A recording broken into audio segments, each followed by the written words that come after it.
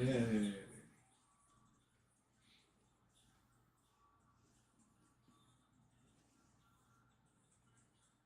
What's up, guys?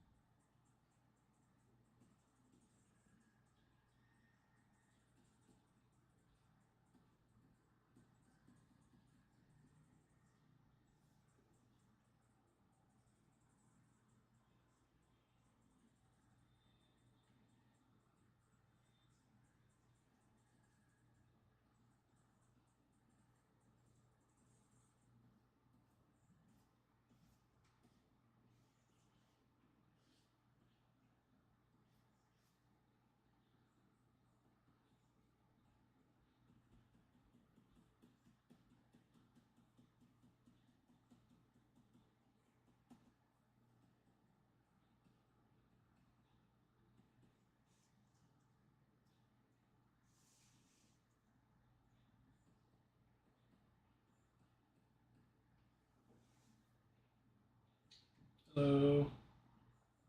Thank you for that live. Quick dot.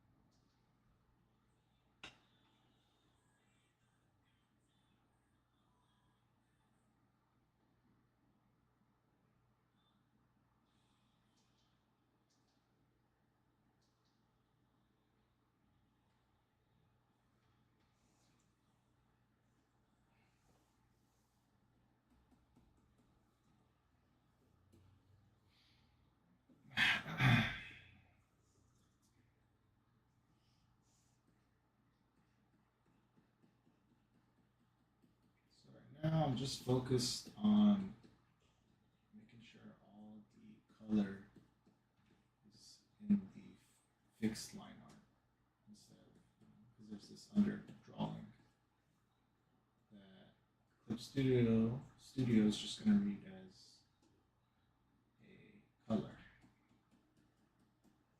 So I can push it around with the fingertip tool and just put it in the correct spot.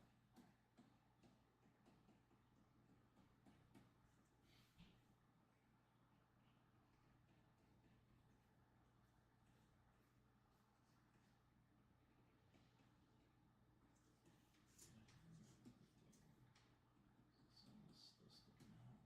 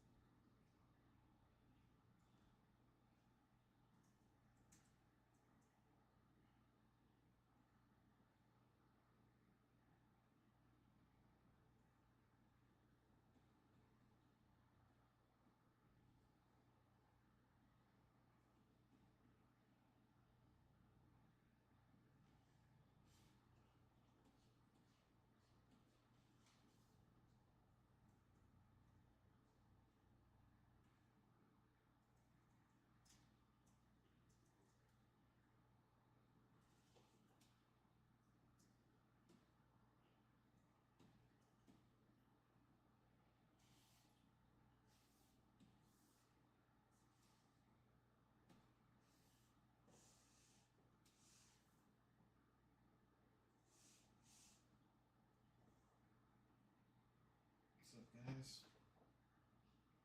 The apple has arrived. What up? What's that?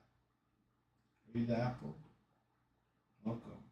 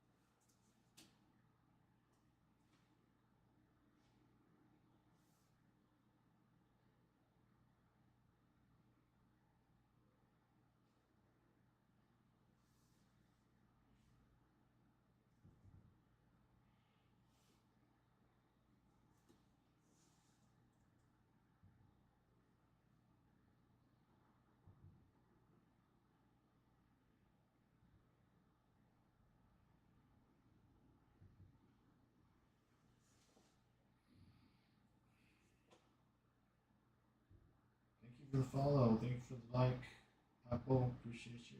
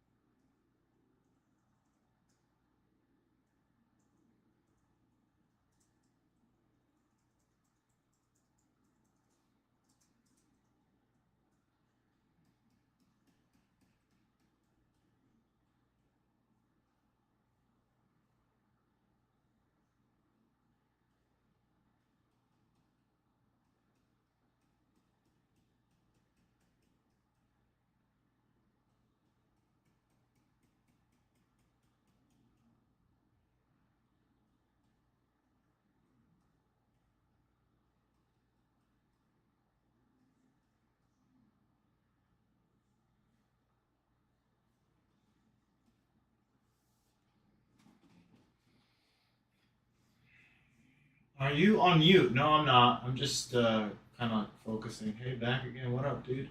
What up, Capello? What kind of dog is T-Bone? He is a hell pug. A pug? A hell pug. Got it? Ash, hello. What up, Jamie? How do you print the stickers? Oh, it's really easy, man. Just look up any sticker shop. There's plenty of places. You just put in your picture and you upload it to their website in the settings that they have, and you print it.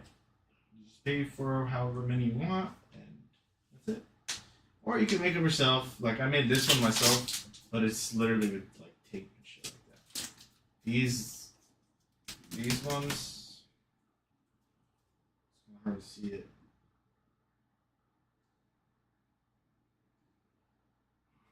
These ones, this is pretty old, but I forgot what website it was. Give me a second. Let me see.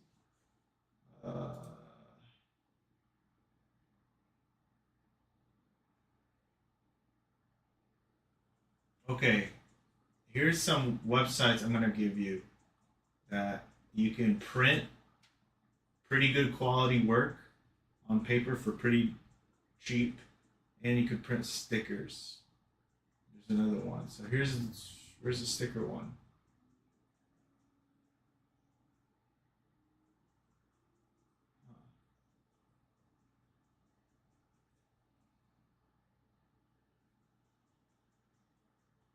Well, I think you could print stickers with this one too. Look up best value copy. Best value copy. It's like a low key website. Really useful. And they deliver good quality stuff, good quality prints. I think they have stickers as well there. But I forgot where I got these from. I think it was like my LA stickers or something like that. Just look into it. Do some research on which quality you like, and you know, I'm not too versed in it to be honest. Cute dog, thank you. Are you on? Yeah, cute dog. Appreciate you.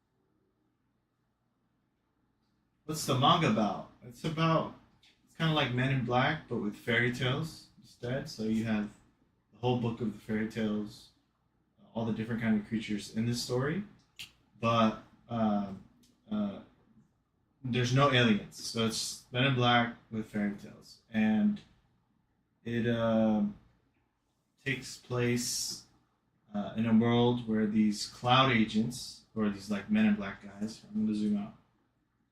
Cloud agents dressed in black, whose job is to keep humanity asleep to the truly magical world they live in. And it follows some cloud agents of the story. Cloud 7. This is called the New World. So the story takes place here. And this is the cloud, the government that's like a secret government in the sky.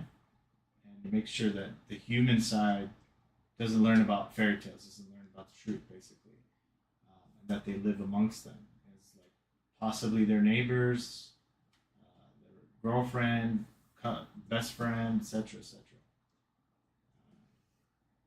But you get it from all different kinds of perspectives. So you get it from the perspective of the cloud agents, from the human that's asleep who's learning about the truth, waking up, and just like different characters go on. But this guy right here is the main character. He comes from the world beyond the new world, that floating little crystal ball. He comes from the edge of the old world, and basically he was brought to the new world for some reason. Because whatever his calling supposedly is going to manifest as, right?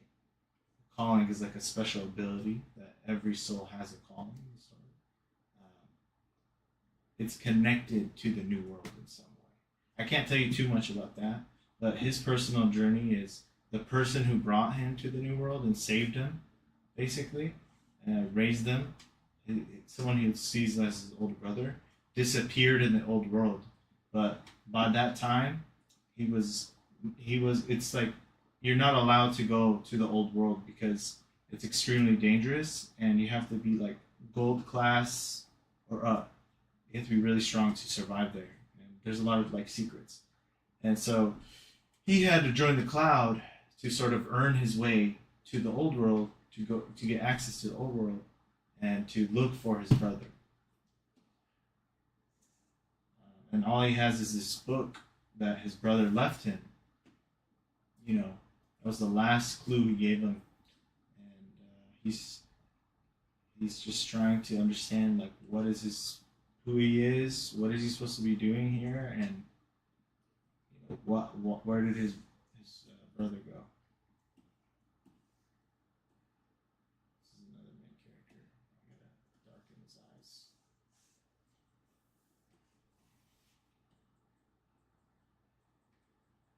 I'm actually so maybe to anime, or if I had manga books, I would read and watch. Thank you.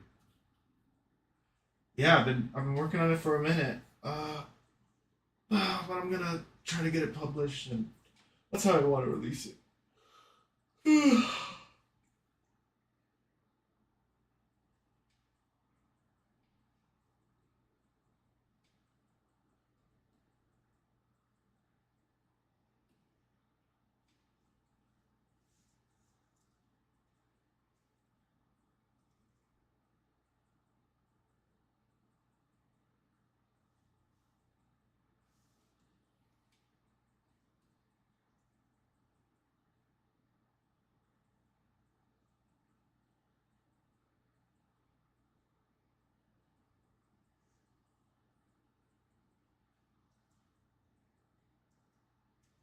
So in the story world, there's a lot of humans that are asleep, which just means that they can't see fairy tales.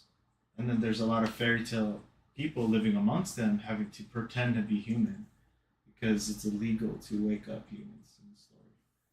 And yeah, like they could essentially like kill you if you try to do that. But what happens is sometimes a human falls in love with a fairy tale, and the human has that's asleep has no idea that person they fell in love is a fairy tale. And uh, there's a law that in the story world that says basically you have to disclose your relationship with a human if you're a fairy tale citizen in the human territory to the cloud, and that they have to wake up that human and show them who you are before you do your marriage. And a lot of the times when that happens, it's such a shocking experience that they don't see that person as their spouse. So it is a big problem. So a lot of these guys, a lot of these fairy tale citizens, they just try to avoid that. They're like, you know what? I'll just be low key about it. And then you have all these hybrid orphans everywhere, humans and fairy tale hybrids. So you can have like a dude who's like half human, half goblin, half fairy, or half human, half demon, half human, etc., etc.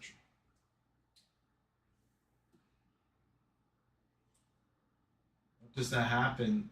Yeah, it does happen. It does happen. It does. In the second arc, I kind of get into it a little bit. I don't want to take away too much, but I gave you the main concept. But there's this siren character in the story, and she's a famous pop star, but she's a citizen, right, of the fairy tale. She's a fairy tale citizen, so she has to pretend to be human, right? That's how she's from that. Those people who had to experience that in the new world, right? She has to live her life as a human, and it's a scary thing to like get caught up waking up a human. Then now you're gonna get targeted, basically. So they have to sort of live a lie. A lot of these fairy tale citizens. Helena Siren, she in her backstory, she she falls in love with a human, right? Who just was like really into her and like really loved her. And I can't tell you what happens when he sees her for the what she really looked like, but I can tell you is that she has a very good reason for why she hates humans. That's all I'm gonna say. That's probably too much. That's all right. Okay, did we finish T-Bone? I mean, we could say it's still a little muddy, so I'm gonna keep pushing the colors around. I think of it as like colorful mud. Because all I'm doing is using the fingertip tool. Oh, I'm on the wrong layer. And I'm just trying to blend it in and kind of create a sense of harmony on the form. So if it's too much,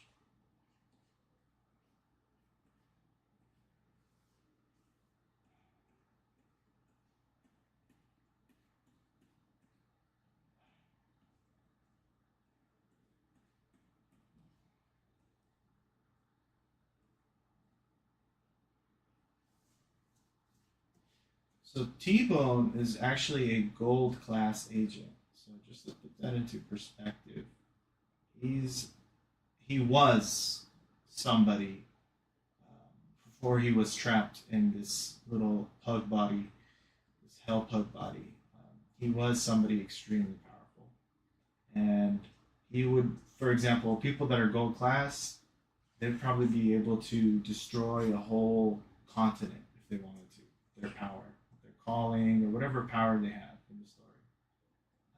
So to think about that, he's at minimum at that level, but he's trapped in this body, because he went to the old world, and when he came back, he was trapped in this body. I can't tell you what happened, obviously, but T-Bone is a very important hidden character. He's just like a book of secrets.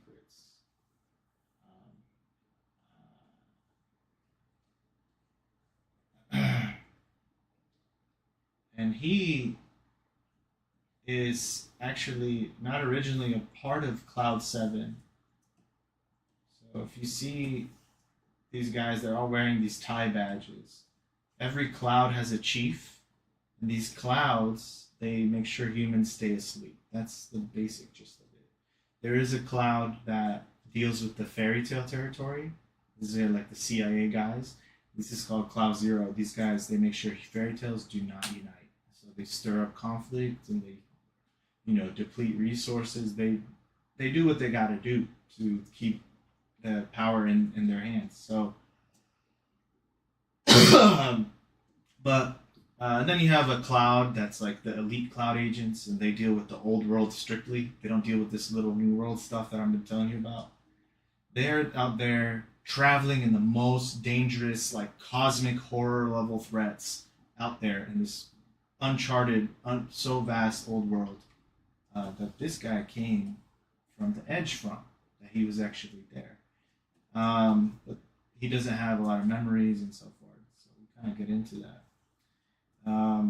But I'm going on so many tangents, my bad. Basically, every cloud has a chief, and every chief has a mascot, like icon of them. So this is Chief Mitsuo. This is Cloud 7. You see that 7? And you got Mitsuo right here. Here. Here is the traditional art version I did. I'm editing it up. So all of them, they have a unique tie badge, and the color of the tie badge. So he's gold, gold class, silver, silver class, blank, which is like white. This is like rookie, like you just starting out. But these are not exactly just like power levels.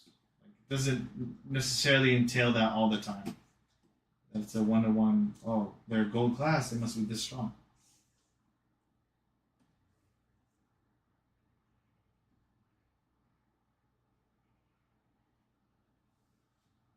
Does soccer become overpowered? When he comes, so he had to spend 2 years before even entering the old world, learning how to control learning how to do basic. It's called ghost aura. That's like our chakra. Learning how to do just basic ghost aura, accessing his basic ghost aura, right? He had to train for like 2 years before even stepping in foot in the new world, because his he had an I can't because if I tell you these specific terms, it might give away something. So he basically had a power that was made of pure destruction. He could access to just pure destructive spiritual power, and essentially he could create death, destruction, and he could even like create a black hole if he wanted to, and he could like open up a fucking portal of limbo mist where all these leviathans come through, and there's all these things that like devour souls and shit. So yeah, he's that character. He has that darkness for sure. He has to restrain, but it isn't some kind of.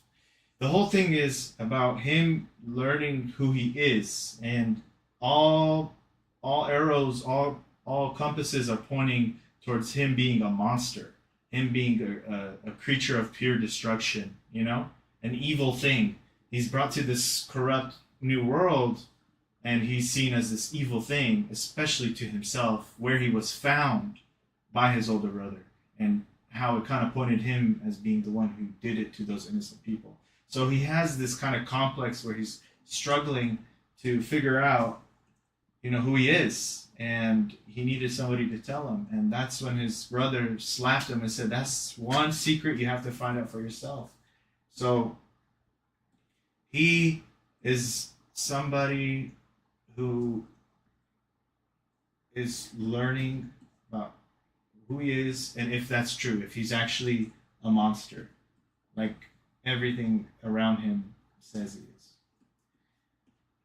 So that's the reason why he has an OP ability. It isn't some Ninetales like Fox thing. It's more to do with the thematic concept of fairy tales being demonized as monsters instead of being seen as people, right?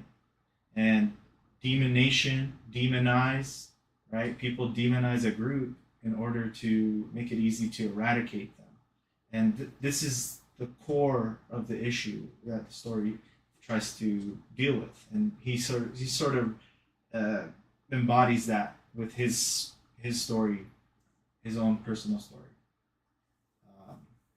But Chief Matsuo is the one who really like symbolizes that, because the devil-looking dude, because he is, when you learn his backstory, you learn that he actually had a transformation that made him go completely 180 and become a good guy. But he wasn't always like that. A lot of my inspiration for him for his story came from American History X. Super good movie, but it's really sad. I don't recommend you watch it if you don't want to get sad. But it's a good movie, and it was like, whoa, that's exactly what his backstory is like. Similar. That's all I'm gonna say. Matsuo, Lucy's dad? Yes, sir. Wait, does Soccer have any love interest? Yeah, he does. He does. Her name is Zoe. She comes in later in the story. She's trapped by this gargoyle pimp um, who's traffics hybrids and traffics fairy tales into like the black market. It's called the Druid market. And he's a horrible guy. He's like the Epstein of the story. Um, Basically, he captured Zoe and he locked her up in her tower because she's like this special being. She's just called a herald. I guess you could say like an angel. It's not an angel. It's just a herald. Herald. And there's a legend about heralds and their wings that Gorgon was interested in. The gargoyle pimp guy. He was interested in curing a certain issue he has, a curse that he's going to inevitably run into. Because he's a gargoyle, they are cursed to eventually be eternally petrified. And this is someone who's hedonistic. This is someone who literally is he's the Epstein. He's Epstein meets gargoyle meets Shiki from fucking One Piece. But this guy, he is gonna be petrified eventually, and he's gonna live in the life and just like know it. He's terrified of death. That's the number one fear he has, and that's a type of death, being petrified forever. Um, so he's doing whatever he can. He found this Herald girl in the old world. He paid a lot of money to get her, and a lot of money, so much money. And when he finally did, when the mercenary came back with her, he started plucking away at her wings. Pluck a feather, because the belief is that those feathers can fix any curses and they could give you a wish or whatever. So it never works. And, I can't tell you why it didn't work. I don't want to ruin that moment because I think you're going to really like Zoe when you find out why it didn't work. But she's got a very strong resolve, even though you don't expect it. That's all I'm going to say. It didn't work, and he ends up pretty much locking her up in the tower. And if you know anything about Zoe and her backstory, you know that all her life, because she was a herald, she was sought after by this religious group of monks. They're called the monks of Karjun. And these guys, their whole thing is they believe they need to go out in the old world willingly, which is crazy if you know how dangerous that place is. And they need to go and find the heralds that are all over. They need to find them for that day. There will be a day where these doors that are way up in the sky in the story, this is like on top of all the shit, like this little new world. We're dealing with all this little shit in the new world, but in the cosmic sense, there's these literal doors up in the sky that are about to burst open. And they believe that when that does open, they believe that the heralds are going to be an essential part of that reality when that happens. I can't get into it. It's a lot of secrets. But basically, they go out there and they find the heralds, and then they take care of them, but they shelter them. And nobody is allowed to even look at them because they see the heralds. They kind of, these people devolved into like almost worshiping these guys, unfortunately. But they end up like never looking at her, and like they always keep her covered and like, but always comfortable, always serving, always keeping their head down. It's like, for them, it's like a religious thing. But shit, at the end of the day, Zoe is just like a girl, bro. Like she's not fucking. She woke up one day in the old world, and suddenly these guys found her, these monks, and they're taking care of her and like giving her everything. But there's no contact, there's no connection, no communication, and yeah. So she went from that to literally a gargoyle pin plucking her wings, taking her wings away. One of her wings is literally bone because he kept doing it. And and just like getting like not having the result he wanted and just locking her up in the tower like a trophy basically. So that's Soccer's love interest that you get into later.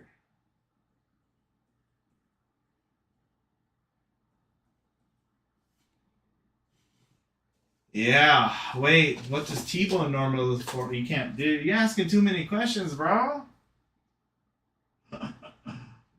You finished fast this time.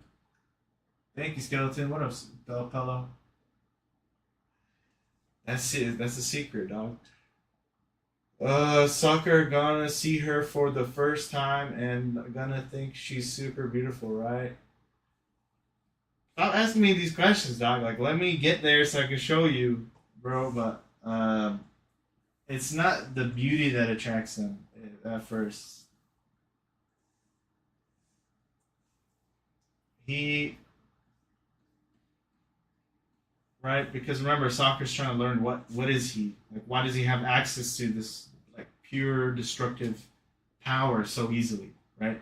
This spiritual destruction is the power. That's what it's called. There's spiritual destruction, spiritual creation, and spiritual preservation. These are the three like spiritual like auras. Right? They're just called spirit for short. And the weaker version of that is called ghost. The ghost aura. So spirit aura and ghost aura.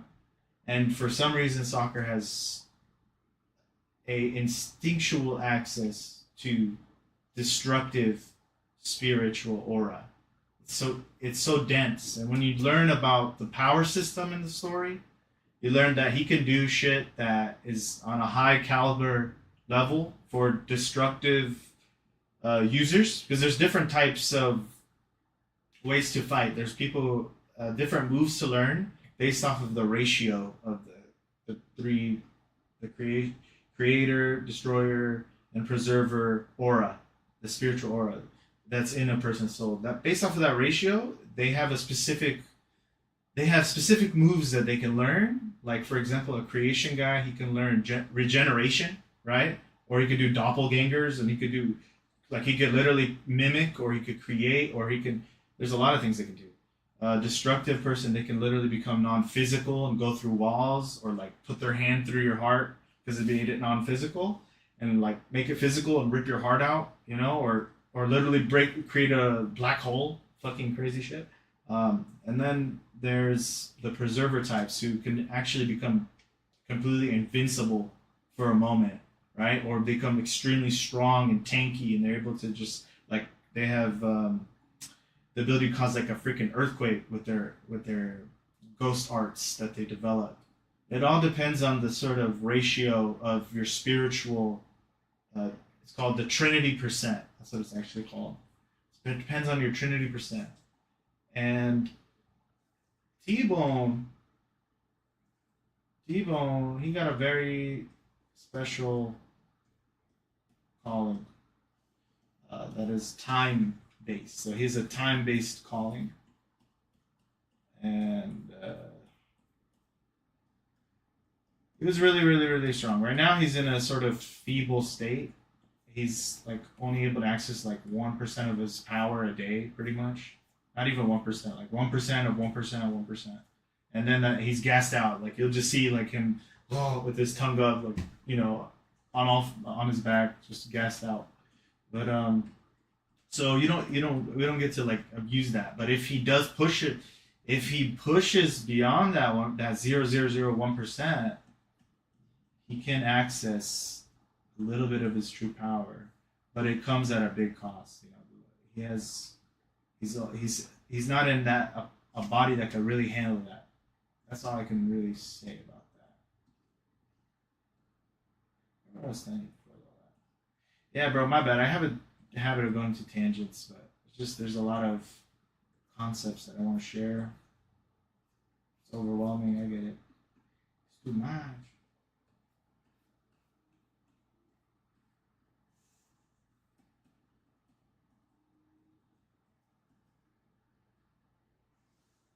I really like this manga. I want to read.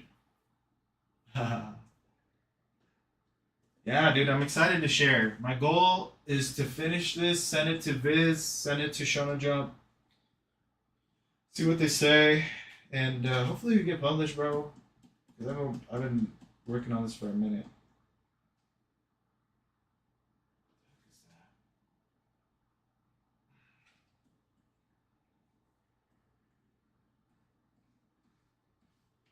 So right now, what you're looking at is actually a part of the pitch book that I'm going to be sending to them.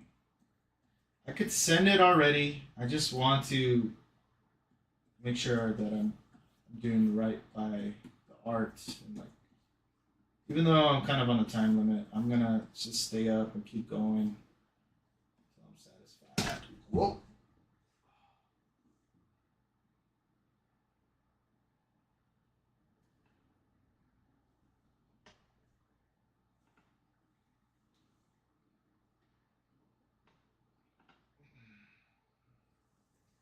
My favorite so far, left T-Bone for life. I like T-Bone too. I remember the exact moment I drew him because like I was like, okay, I know I wrote the story of like, you write in your head and then you also have a lot of word documents. Like I've written so much chapters, all that stuff. But when it comes to drawing, at some point I didn't know exactly how he looked like. I had to break down his shape language, and I just kept sketching, sketching, sketching. And I'll show you actually one of the original moment I found T-Bone when I was doing my exploration sketches. Not these. I think it's here. Yeah, this is not this one. This is this one. This was the original sketch that put T-Bone on the map. Yeah, that's T-Bone right there.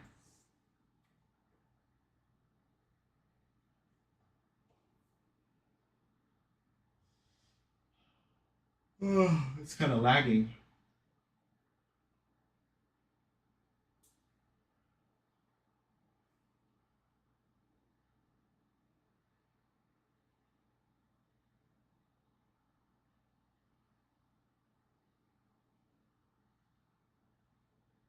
There it is. Okay.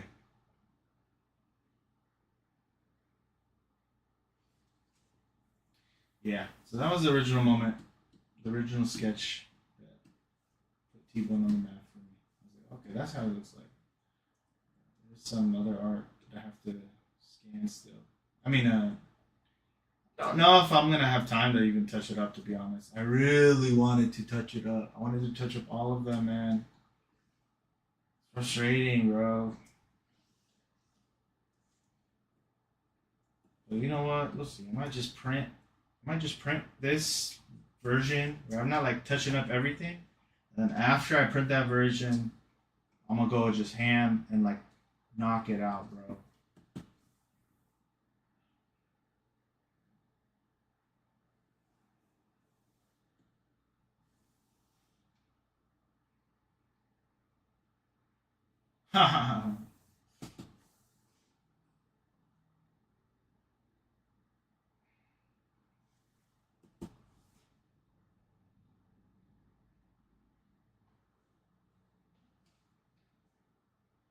Yo, you finished as fast this time, sir. Thank you, Capella.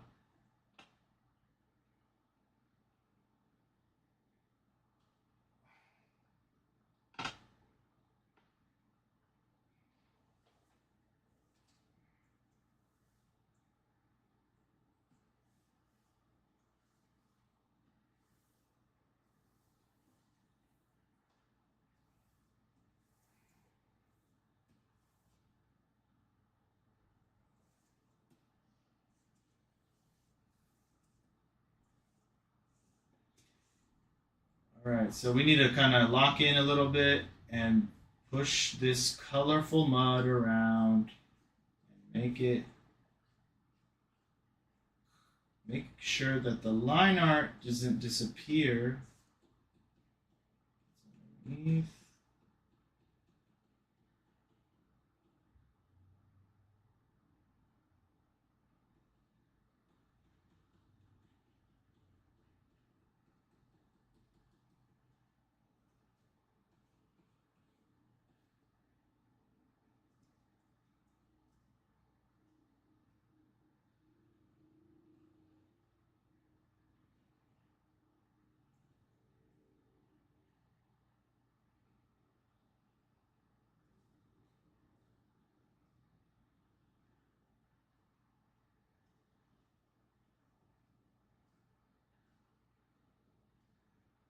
Dude, the fingertip tool is super clutch. So clutch. Like honestly, I don't even need to keep changing colors. I'm just going in, colors I have, I'm like spreading it around and mixing it. Speeds up everything.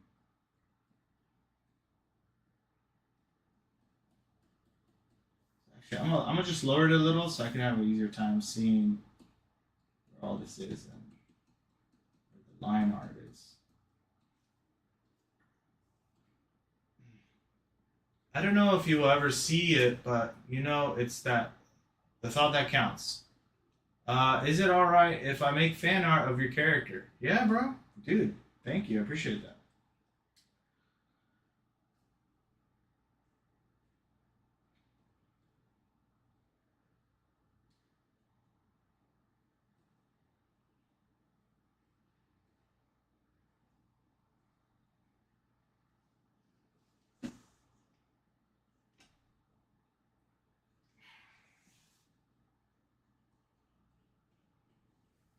Higher the opacity because the more.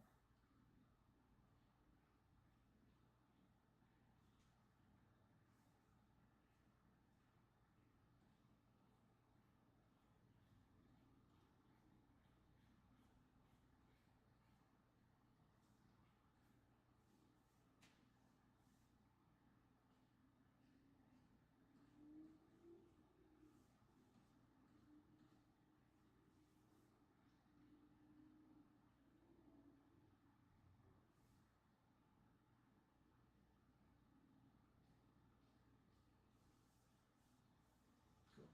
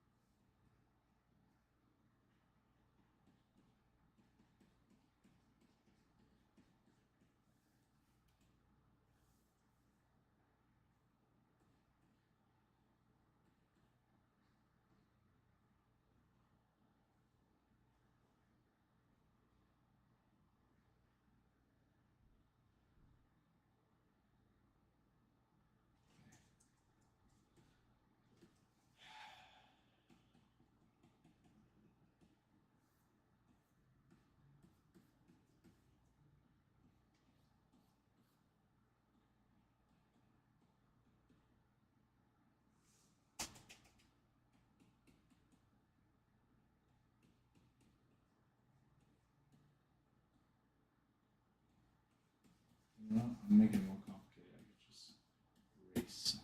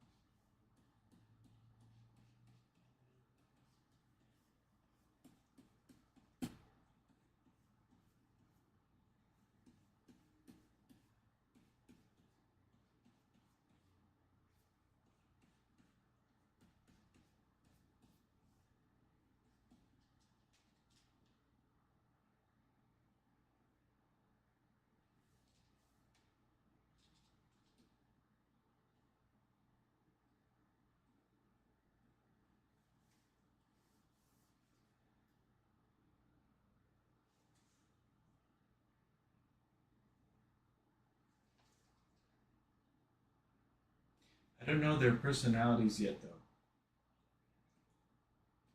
Their personalities, yeah. I mean, T Bone, he's sort of like Miss. I don't know if you've ever seen X Men. He's kind of like the Beast from X Men, and he's like that dude from Battle Blood Blockade, the guy that has the knuckle dusters. He looks like a werewolf. He's like those two in terms of like his personality, the way he carries himself.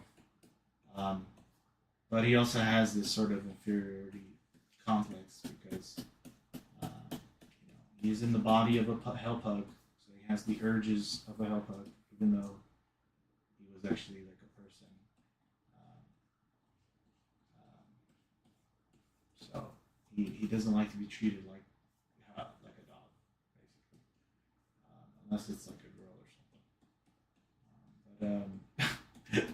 Maybe not like that. But in terms of like if it's advantageous, I guess for him he would do that. But anybody else who tries to like pet him or like tries to like you know he'll bite them.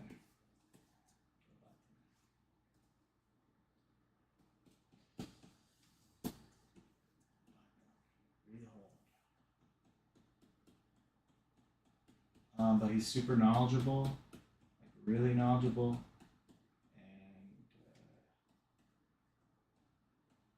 and he's got a really important mission that's a top secret.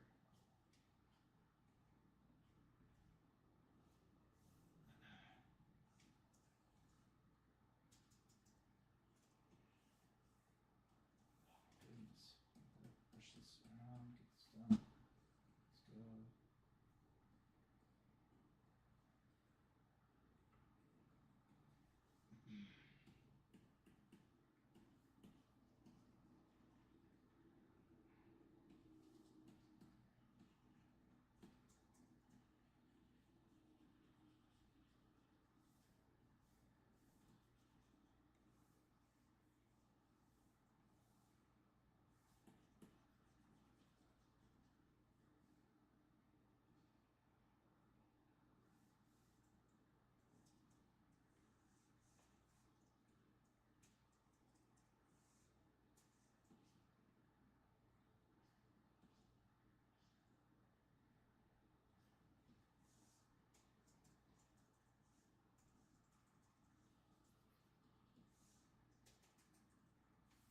What up?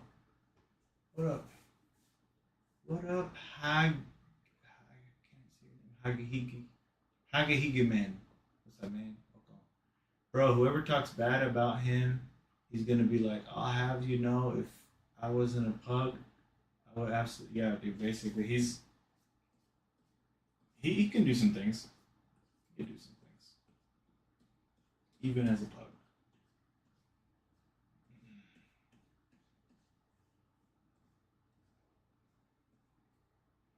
The consequences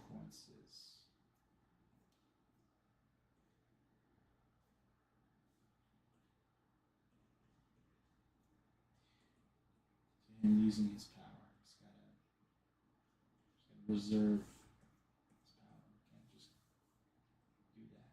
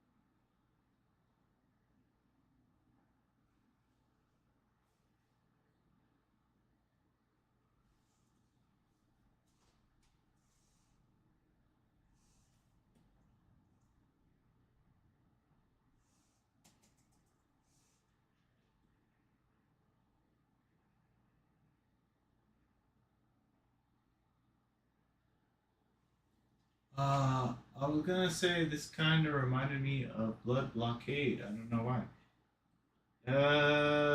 Yeah, I mean his that character. It doesn't. I guess what you're saying. It has that kind of wild card energy to it, bro. Especially Senbai. Look at this guy over here.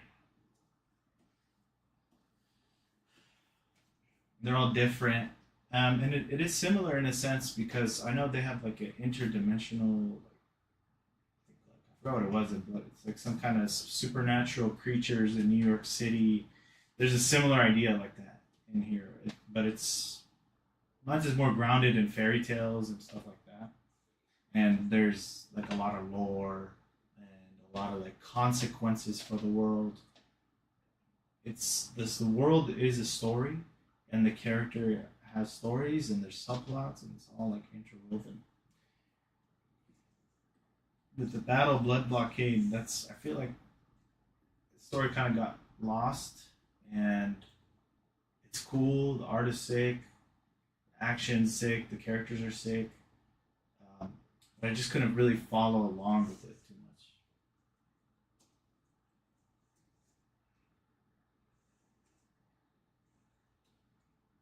I see it more as like entertainment. You know what I'm saying? Not something something that's like that's really into like world building, like establishing lore and talking about all these different things in the story, and like having like a theme. You know what I'm saying?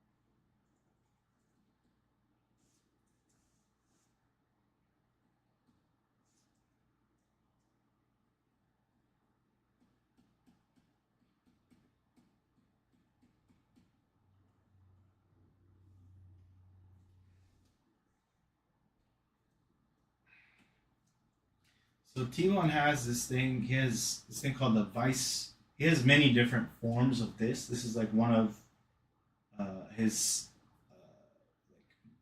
pool of attacks he created using his calling, combining it with the ghost arts that's specific to him.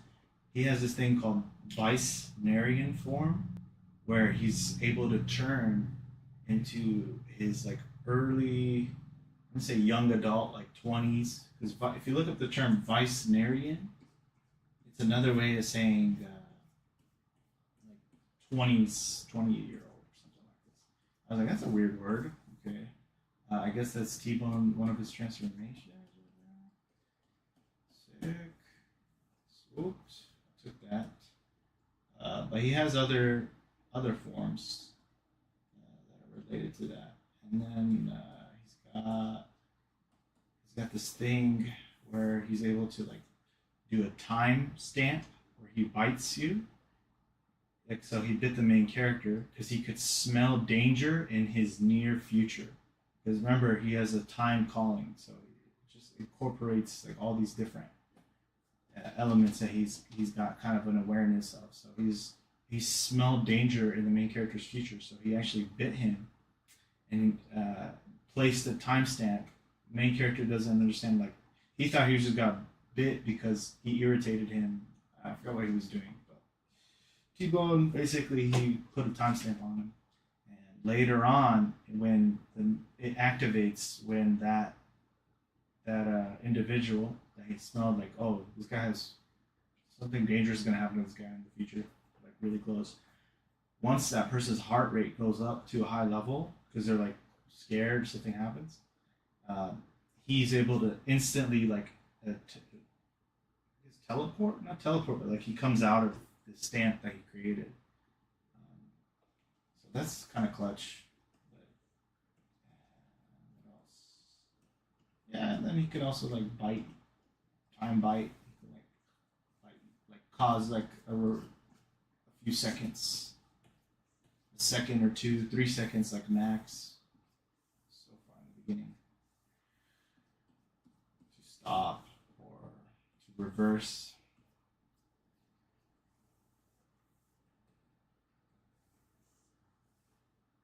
Kogan looks cool. I think that's his name. Yeah, Kogan. Yeah,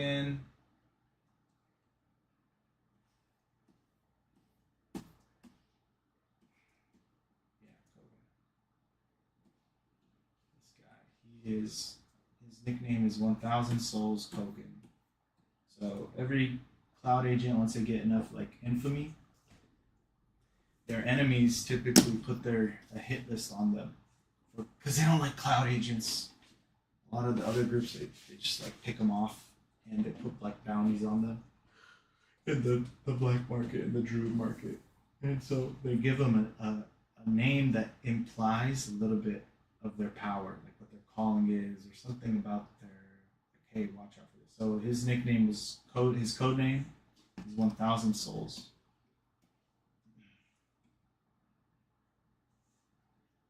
That's something you gotta earn. You gotta earn it in like battle, or you have to be known for something. You don't just get a code name. You probably don't want one if you're being put on a hit list.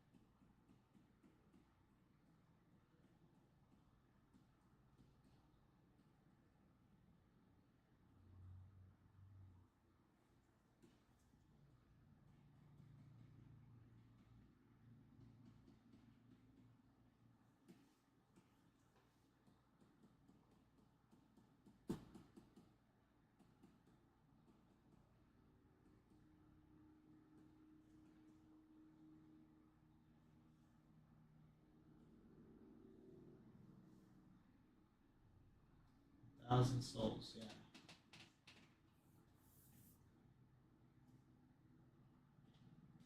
He has a possession calling, so it's super rare type of calling. It means he can make deals with dwellers and allow them to possess his body without any consequence. And he gets to access it. He gets to be in control basically. So he has a huge arsenal of dwellers that he has soul contracts with, but thing is,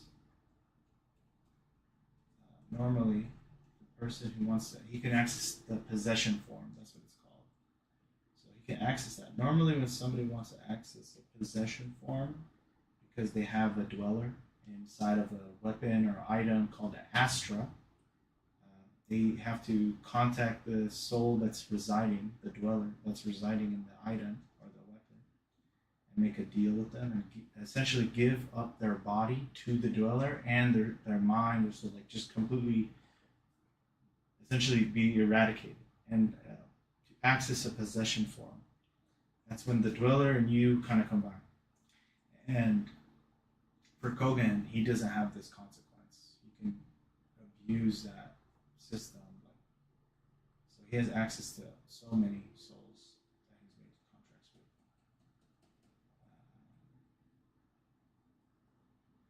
Someone like Mitsuo. So you'll see Mitsuo right here.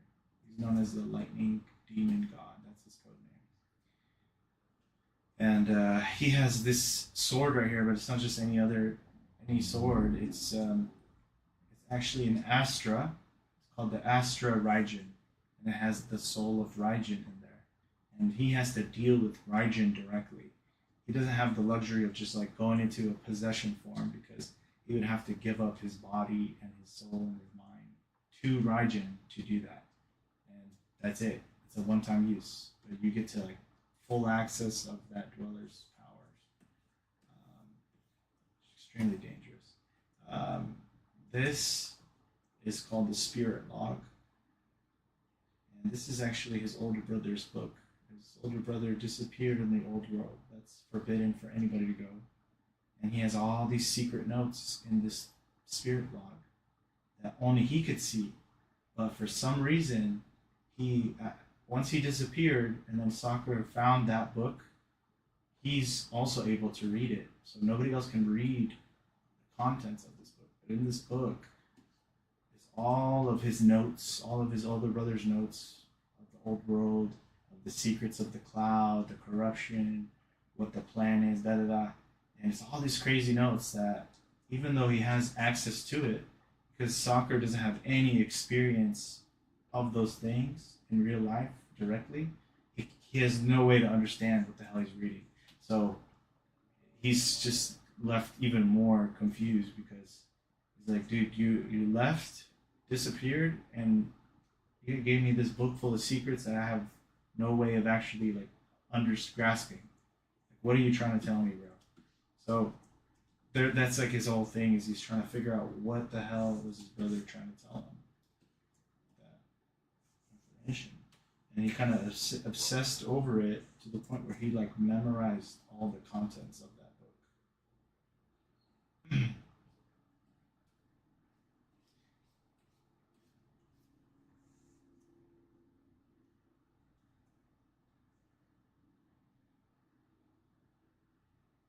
You do. You hit the nail on the head. He is goofy and serious. He's a professional looking on the outside, but he's a closeted pervert. So that's Matsuo. His personality is right here. See, I was gonna touch these up, but I think I'm just gonna leave the traditional art alone for some of these. I don't know. I'm gonna have to look at it, but I'm supposed to get all these done from 12 to 17. Gotta get it all done. And I have only today and tomorrow to really wrap it up.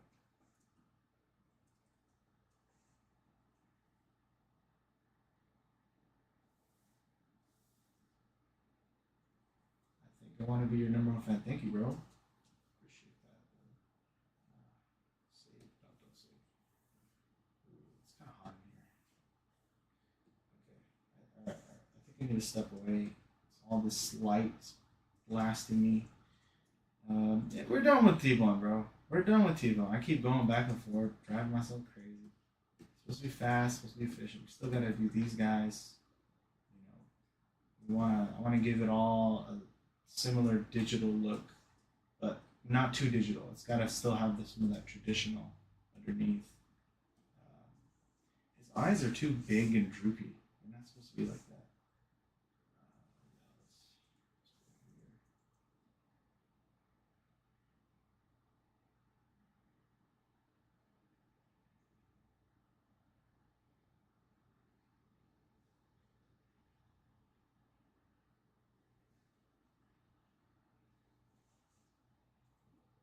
Hello.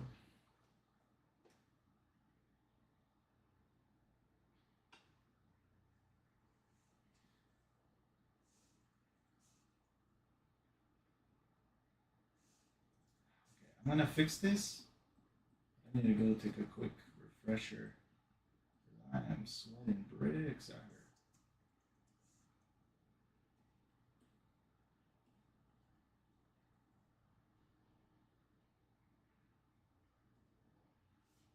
No, that's not right either. Ah!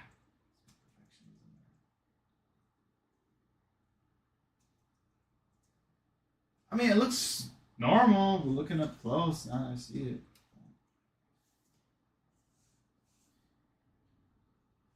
This one's fine, I think. I think that's what it is. Why is it not doing what I need it to do?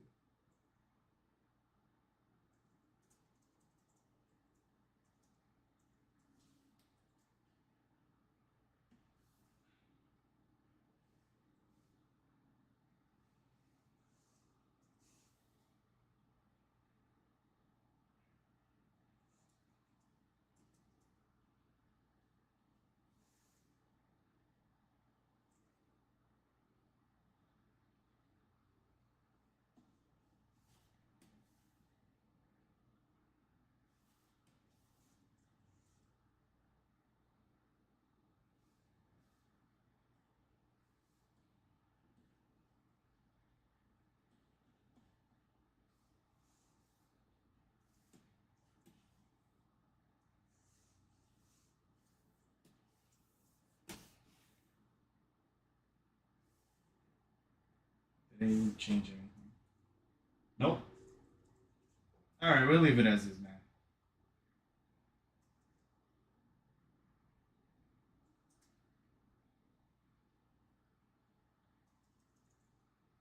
There you go.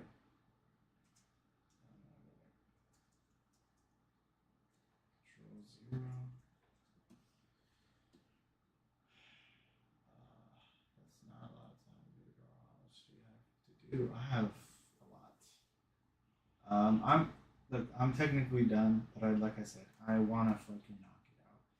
And I have these character arts that I need to kind of set up, put in the right place, and then I think that's about it. Everything else is done. Table of contents it needs to get done. This text needs to be like reviewed for the synopsis. And I need to like tighten it up and figure out how to, make the text neat. Same thing with the outline, which is over here. This right here is a lot of information I need to sort through. So the traditional art's there. I just need to go over it, clean it up. I can do it. I can do it. I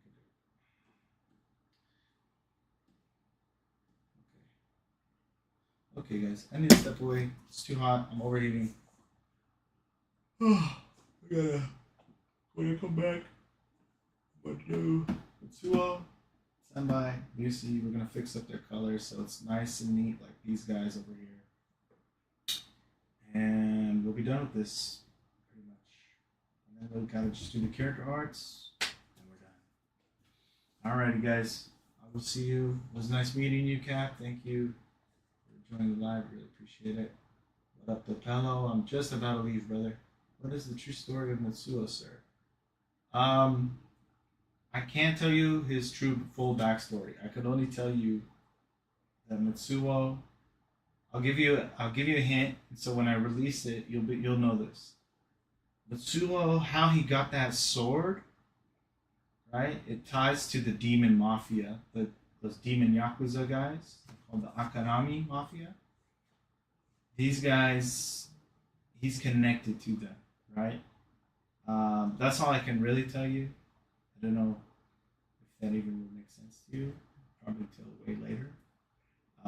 You don't learn about Mitsuo, his backstory, until the third saga, the New World War saga.